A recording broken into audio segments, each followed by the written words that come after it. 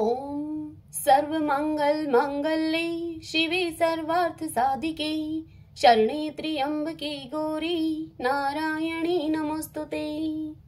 जय माता दी। आप सभी भक्तों का हमारे YouTube चैनल श्री कृष्ण दीवानी में हार्दिक स्वागत है। आज चैत्र मास का 8वां दिन है। आज के पावन दिन हम सब श्रीमद् देवी भागवत महापुराण के प्रथम स्कंद से अध्याय 5 की पावन कथा में सुन रहे हैं। भगवती लक्ष्मी के श्राप से विष्णु का मस्तक कट जाना, वेदों के द्वारा स्तुति करने पर देवी का प्रसन्न होना और भगवान विष्णु के हैग्रीव अवतार की कथा। आज हम इस कथा को सुन रहे हैं। सभी ऋषिगण सूत जी से बोले, हे सूत जी, हमारा चित्त संदेह रूपी सागर में पूर्णतः डूबता जा रहा है, क्योंकि आपने महान आश्चर्यजनक तथा संसार को विस्मित कर देने वाली यह बात कह दी कि विष्णु के शरीर से उनका सिर अलग हो गया था और वे सर्वपालक जनार्दन पुनः हैग्रीव हो गए थे। वेद भी जिन विष्णु भगवान का सत्वन करते हैं, समस्त देवता जिनका आश्रय ग्रहण करते हैं, जो आदि देव हैं, जगत के स्वामी हैं और सभी कारणों के भी कारण हैं, दैव योग से उनका भी मस्तक कैसे कट गया? हे महामते, वह सब आप हमसे विस्तार पूर्वक शीघ्र कहिए। यह सुनकर सूत जी बोले कि हे मुनियों, आप सभी लोग एकाग्रचित होकर परम तेजस्वी देवादिदेव भगवान विष्णु का चरित्र सुनिए। किसी समय वे सनातन देव विष्णु 10,000 वर्षों तक भीषण युद्ध करके अत्यंत थक गए थे। तदंतर एक समतल तथा शुभ स्थान पर पद्मासन लगाकर पृथ्वी पर स्थित प्रत्यंचा चढ़े हुए धनुष पर कंठ प्रदेश अर्थात गर्दन टिकाए हुए उस धनुष की नोक पर भार देकर लक्ष्मीपति भगवान विष्णु सो गए और थकावट के कारण दैव योग से उन्हें गहरी नींद आ गई। कुछ समय के बीतने के बाद ब्रह्मा, शिव तथा इंद्र सहित सभी देवता यज्ञ करने को उद्यत हुए। वे सब देव कार्य की सिद्धि हेतु यज्ञों के अधिपति जनार्दन भगवान विष्णु के दर्शनार्थ वैकुंठ लोक को गए। उस समय उन्हें वहां न देखकर वे देवतागण ज्ञान दृष्टि से देखकर वह सब उस स्थान पर पहुंचे जहां पर भगवान विष्णु विराजमान थे। वहां उन्होंने सर्वव्यापी भगवान विष्णु को योग निद्रा के वशीभूत होकर अचेत पड़ा हुआ देखा। तब वे देवगण वहीं पर रुक गए। सभी देवताओं के वहां रुक जाने के बाद जगतपति विष्णु को निद्रा मगन देखकर ब्रह्मा, रुद्र आदि प्रमुख देवता अत्यंत चिंतित हुए। तदंतर इंद्र ने देवताओं से कहा कि हे श्रेष्ठ देवगण, अब क्या किया जाए? हे श्रेष्ठ देवताओं, अब आप सब यही विचार करें कि इनकी निद्रा किस प्रकार से भंग की जाए। तब शिव जी ने इंद्र से कहा कि इनकी निद्रा को भंग करने से महान दोष लगेगा, किंतु हे श्रेष्ठ देवगण, यज्ञ कार्य भी अवश्य करणीय है। इसके बाद परमेष्टि ब्रह्मा जी ने पृथ्वी पर स्थित धनुष के अग्रभाग को खा जाने के लिए दीमक का सर्जन किया। उन्होंने यह सोचा कि दीमक के द्वारा धनुष का अग्रभाग खा लिए जाने पर धनुष नीचा हो जाएगा, तब वे देवादिदेव विष्णु निद्रा मुक्त हो जाएंगे। ऐसा होने पर निसंदेह देवताओं का संपूर्ण कार्य सिद्ध हो जाएगा। अतः सनातन ब्रह्मा जी ने दीमक को इस कार्य के लिए आदेश दिया। तब दीमक ने ब्रह्मा जी से कहा कि हे देवादिदेव, जगत गुरु लक्ष्मीपति भगवान विष्णु का निद्रा भंग मैं कैसे करूं? क्योंकि नींद में बाधा डालना, कथा में विघ्न पैदा करना, पति पत्नी के बीच भेद उत्पन्न करना एवं माँ पुत्र के बीच वैर भाव पैदा करने के लिए षड्यंत्र करना ब्रह्म हत्या के समान कहा गया है। अतः मैं देवादिदेव भगवान विष्णु का सुख क्यों नष्ट करूं? हे देव, उस धनुष का अग्रभाग खाने से मेरा क्या लाभ है, जिसके लिए मैं ऐसा पाप करूं? स्वार्थ के वशीभूत होकर ही समस्त लोग पाप कार्य में प्रवृत्त होता है, इसलिए मैं भी इसमें कोई स्वार्थ सिद्ध होने पर ही इसका भक्षण करूंगा। यह सुनकर ब्रह्मा जी उससे बोले कि सुनो, हम लोग यज्ञ में तुम्हारे भाग की व्यवस्था कर देंगे, इसलिए तुम अविलंब भगवान विष्णु को जगाकर हम लोगों का कार्य संपन्न कर दो। होम कार्य में आहुति प्रदान करते समय जो हव्य आसपास में गिरेगा, उसी को अपना भाग समझना तुम, और अब तुम शीघ्रता पूर्वक हमारे कार्य को करो। सूत जी बोले कि हे ऋषियों, ब्रह्मा जी के इस प्रकार कहने के अनंतर दीमक ने धरातल पर स्थित धनुष सागर को शीघ्र ही खा लिया, जिससे कि धनुष की डोरी मुक्त हो गई। प्रत्यंचा के खुल जाने पर धनुष का वह ऊपरी कोना मुक्त हो गया।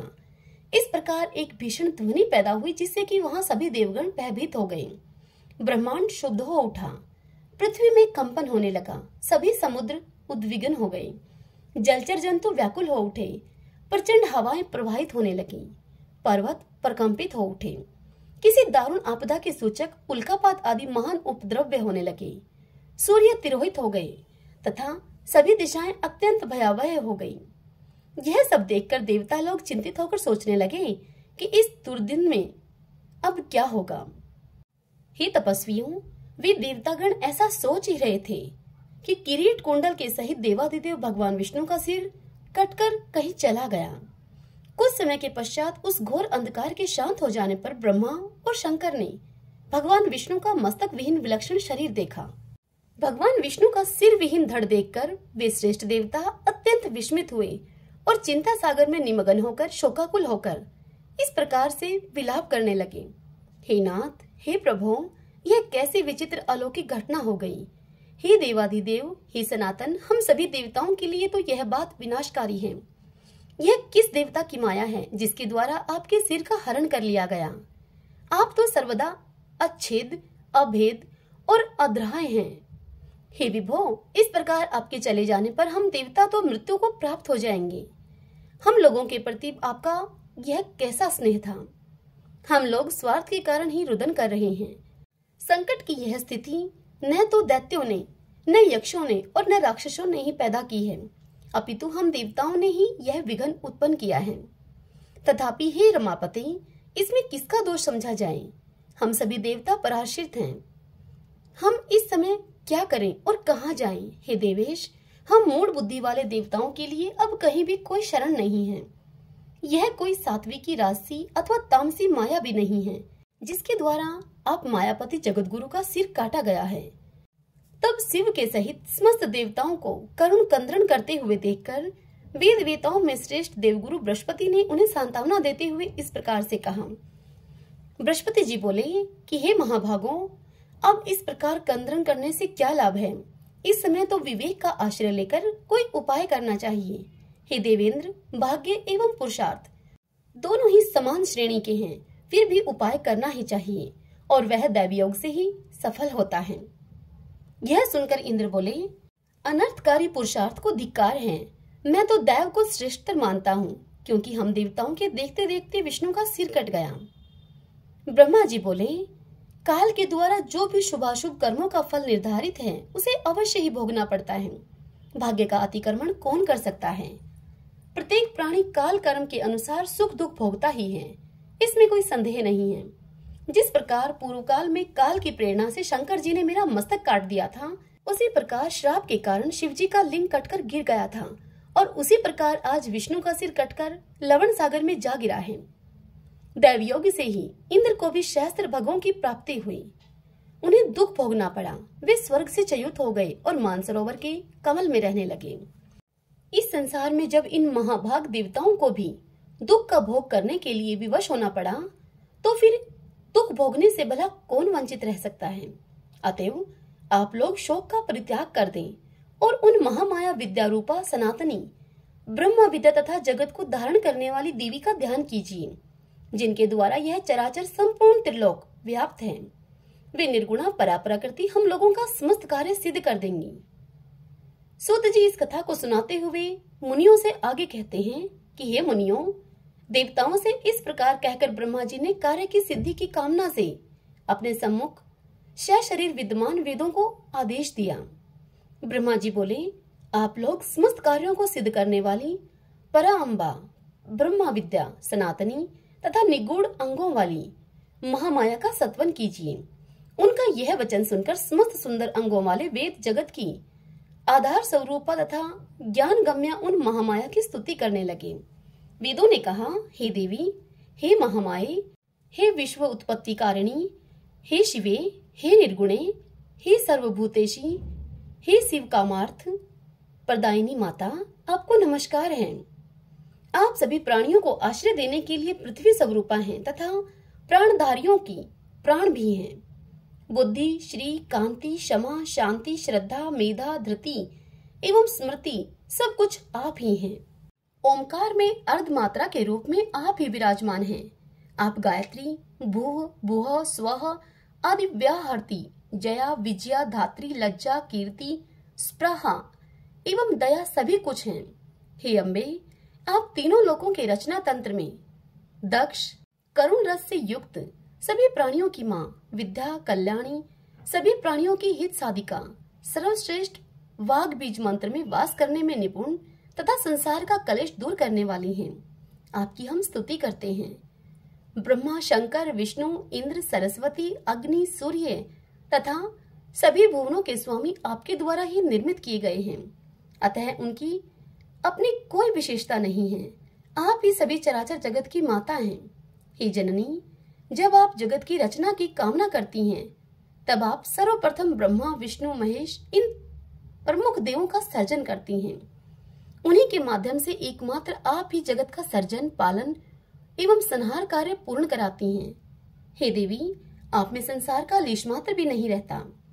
हे देवी, संपूर्ण संसार में ऐसा कोई भी निपुण प्राणी नहीं है जो आपके रूप को जान सके, और न तो कोई ऐसा योग्य मनुष्य है जो आपके नामों की संख्या की गणना में समर्थ हो। जो थोड़े से जल का सनांतरण करने में असमर्थ हो, वह बुद्धि संपन्न मनुष्य भला महासागर को पार करने में कुशल कैसे होगा। हे भगवती, आपके अंतहीन वैभव को जान सकने में देवताओं में कोई भी समर्थ नहीं है। एकमात्र आप समस्त विश्व की माता हैं। आप अकेले ही इस संपूर्ण मिथ्या जगत की रचना कैसे करती हैं। हे देवी, एकमात्र वेद वाक्य ही आपके इस सृष्टि कार्य की प्रमाणिकता सिद्ध करते हैं। हे भगवती, समग्र जगत की परम कारण स्वरूपा होती हुई भी आप इच्छा रहित हैं। आहो, आपका अद्भुत चरित्र हमारे मन को विस्मित कर देता है। समस्त वेदों में भी आगे आपके गुणों एवं प्रभावों का वर्णन हम लोग भला किस प्रकार से कर सकते हैं, क्योंकि आप स्वयं भी अपने परम तत्व को नहीं जानती। हे जननी, क्या आप भगवान विष्णु के सिरोच्छेदन की घटना नहीं जानती हैं? हे शिवे, अथवा क्या यह जानकर भी आप मधुचित विष्णु की शक्ति की परीक्षा करना चाहती हैं? हे माता, अथवा क्या यह विष्णु के महान पाप समूह का फल है? किंतु आपके चरण कमलों का भजन करने में निपुण प्राणी से तो पाप हो ही नहीं सकता। हे माता, आप इस देव समूह की भारी उपेक्षा क्यों कर रही हैं? भगवान विष्णु के मस्तक कटने की घटना हमारे लिए अत्यंत आश्चर्यजनक तथा महान कष्टदायक बात है। हे माता, आप जनन रूपी दुख का नाश करने में कुशल हैं। अब हम यह नहीं जान पा रहे हैं कि विष्णु के सिर संयोजन में विलंब क्यों हो रहा है।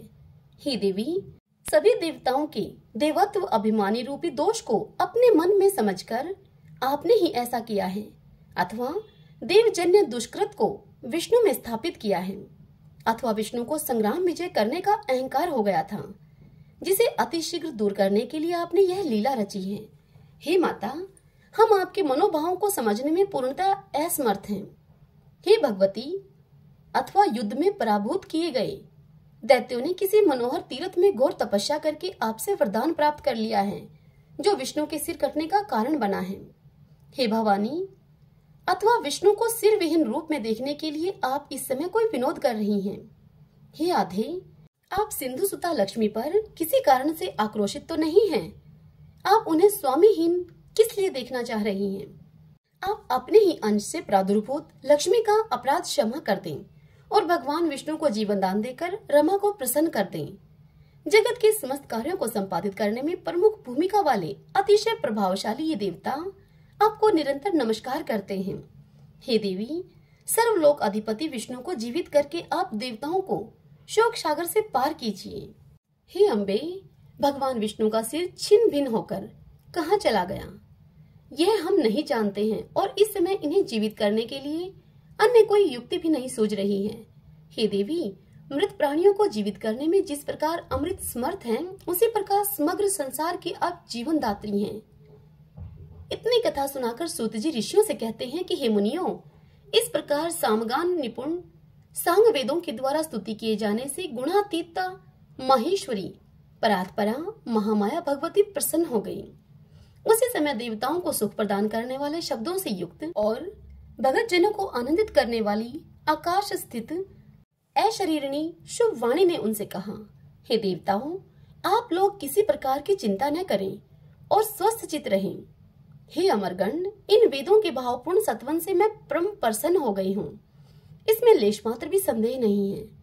मनुष्य लोक में जो प्राणी इस स्तुति से मेरी आराधना करेगा अथवा भक्ति पूर्वक इसका पाठ करेगा, उसकी समस्त कामनाएं पूर्ण हो जाएंगी। जो मनुष्य त्रिकाल अर्थात प्रातः, मध्याह्न और सायं, इन तीनों समय में मेरी स्तुति को नित्य भक्ति पूर्वक सुनेगा, वह सभी दुखों से विमुक्त होकर परम सुखी हो जाएगा। वेदों के द्वारा उच्चारित किए जाने के कारण यह स्तुति वेदों के समान ही है। हे देवो, अब आप विष्णु के सिरोच्छेदक का कारण सुनिए, क्योंकि इस लोक में बिना कारण कोई कार्य कैसे हो सकता है। एक बार अपने समीप बैठी हुई अपनी प्रियतमा सागर पुत्री लक्ष्मी का चिताकर्षक मुख देखकर भगवान विष्णु हंस पड़े। तब उन्होंने सोचा कि भगवान विष्णु मुझे देखकर क्यों हंस पड़े। मेरे मुख में विष्णु जी के द्वारा दोष देखे जाने का आखिर क्या कारण हो सकता है, और फिर बिना किसी कारण के उनका हंसना संभव नहीं हो सकता। मुझे तो ऐसा प्रतीत होता है कि उन्होंने किसी अन्य सुंदर स्त्री को मेरी सोत बना लिया है। इसी विचार मंथन के परिणाम स्वरूप लक्ष्मी जी कोपाविष्ट हो गई और तब उनके शरीर में तमोगुण संपन्न तामसी शक्ति व्याप्त हो गई। तदंतर किसी दैवयोग के प्रभाव से देवताओं के कार्य साधन के उद्देश्य से ही उनके शरीर में अत्यंत उग्र तामसी शक्ति प्रविष्ट हुई। तब लक्ष्मी जी के शरीर में तामसी शक्ति का समावेश हो जाने के कारण वे अत्यंत क्रोधित हो उठी और उन्होंने मंद स्वर में भगवान विष्णु से इस प्रकार कहा, तुम्हारा यह सिर कटकर गिर जाए। स्त्री स्वभाव के कारण भाविवश तथा संयोग से बिना सोचे समझे ही लक्ष्मी जी ने अपने ही सुख को विनिष्ट करने वाला श्राप दे दिया। सोत के व्यवहार आदि से उत्पन्न होने वाला दुख वैधव्य से भी बढ़कर होता है। मन में ऐसा सोचकर तथा शरीर पर तामसी शक्ति का प्रभाव रहने के कारण उन्होंने ऐसा कह दिया था। मिथ्या आचरण, साहस, माया, मूर्खता, अतिलोभ, अपवित्रता तथा दयाहीनता ये स्त्रियों के स्वाभाविक दोष हैं। हे देवों, अब मैं उन वासुदेव को पूर्व की भांति सिरयुक्त कर देती हूँ। उनका सिर पूर्व श्राप के कारण लवण सागर में डूब गया है। हे श्रेष्ठ देवताओं, इस घटना के होने में एक अन्य भी कारण है। आप लोगों का महान कार्य अवश्य सिद्ध होगा, इसमें कोई संदेह नहीं है। प्राचीन काल में महाबाहु एवं अति प्रसिद्ध हैग्रीव इस नाम वाला एक दानव था, जो सरस्वती नदी के तट पर बहुत कठोर तपस्या करने लगा। वह दैत्य आहार का त्याग करके समस्त इंद्रियों को वश में करके तथा सभी प्रकार के भोग ऐश्वर्य से दूर रहते हुए मेरे माया बीजात्मक एकाक्षर मंत्र हिरिम का जप करता रहा। इस प्रकार समस्त आभूषणों से विभूषित मेरी तामसी शक्ति का सतत ध्यान करता हुआ वह 1000 वर्षों तक कठोर तप करता रहा। उस समय उस दैत्य ने जिस रूप में मेरा ध्यान किया था, उसी तामस रूप में उसे दर्शन देने के लिए उसके समक्ष में प्रकट हुई। उस समय सिंह पर आरूढ़ हुई मैंने दया पूर्वक उससे कहा कि हे महाभाग, तुम वरदान मांगो। हे सुवर्त, मैं तुम्हें यथेच्छ वरदान दूंगी। वह दानव देवी का यह वचन सुनकर प्रेम विवल हो उठा और उसने तत्काल प्रणाम और प्रदक्षिणा की। मेरा रूप देखते ही प्रेम भावना के कारण प्रफुल्लित नेत्रों वाला तथा हर्षातिरेक के कारण अश्रुपूरित नयनों वाला वह दानव मेरी स्तुति करने लगा। वह हैग्रीव बोला, हे महामाये, हे जगत का सर्जन पालन संहार करने वाली, हे भक्तों पर कृपा करने में निपुण, हे शकल काम प्रदायिनी, हे मोक्षदायिनी, हे शिवे, आप देवी को नमस्कार है।